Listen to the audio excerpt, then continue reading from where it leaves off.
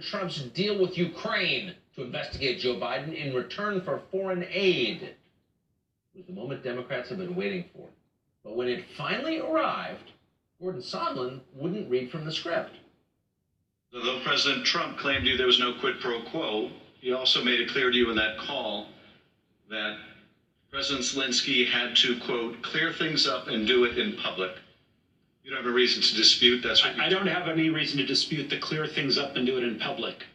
What I'm trying to be very clear about was President Trump never told me directly that the aid was tied to that statement. But in that same conversation you had with him about the aid, about the quid pro quo, he told you that President Zelensky had to, quote, clear things up and do it in public, correct? I did not have a conversation with him about the aid. I had a conversation with him, as referenced in my text, about quid pro quo.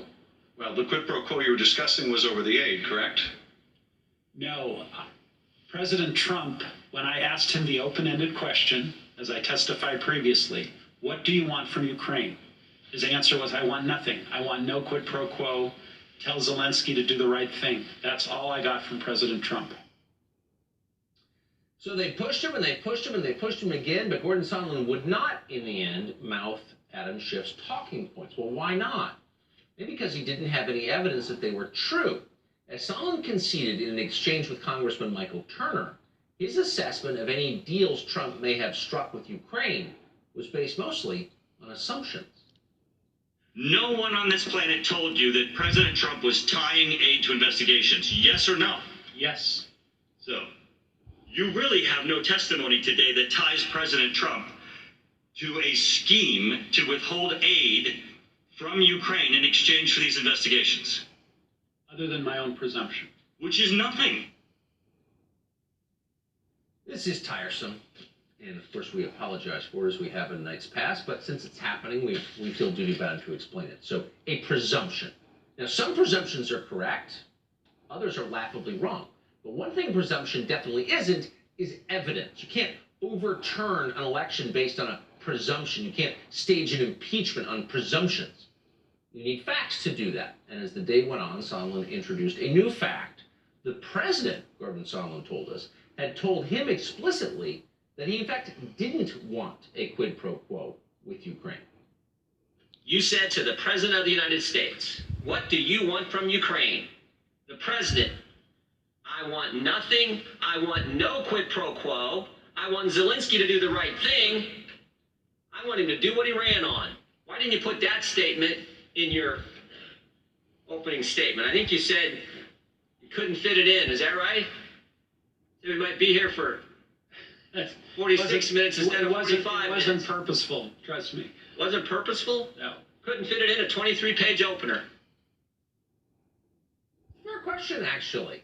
So why wasn't that fact, and it's not a small point, by the way, it's the point on which the entire impeachment hangs, why wasn't that point included in Sondland's opening? And that shouldn't surprise you because for the left, this is total war.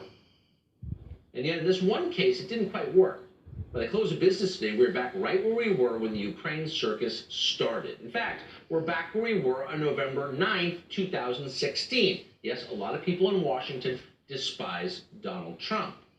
But still, to this moment, nobody can prove a crime. Don't tell the press, though. They're celebrating as if someone did.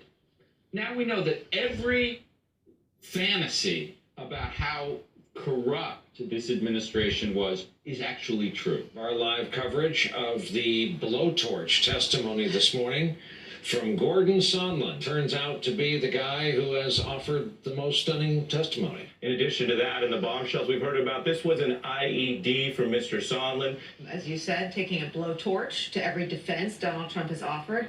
We don't say this very often anymore because it's rarely true, but I think today changed everything.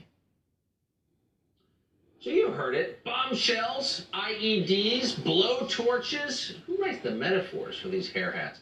It sounds like today's hearing was taking place in ISIS territory, in the caliphate. But the really telling line comes from the CNN legal analyst. And we're quoting now, every fantasy about how corrupt this administration is actually true. So pause for a minute and think about what he's telling you. All of the fantasies the press has held without